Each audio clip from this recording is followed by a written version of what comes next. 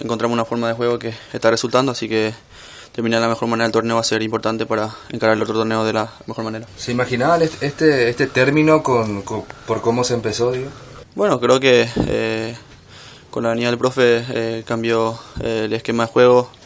Creo que encontramos el camino y bueno, esperemos seguir por ese camino para conseguir cosas importantes con el Olimpia. Nuestro objetivo es sumar de a 3, sea quien sea el rival, así que lo vamos a tomar como un partido más y un partido más que importante para seguir sumando.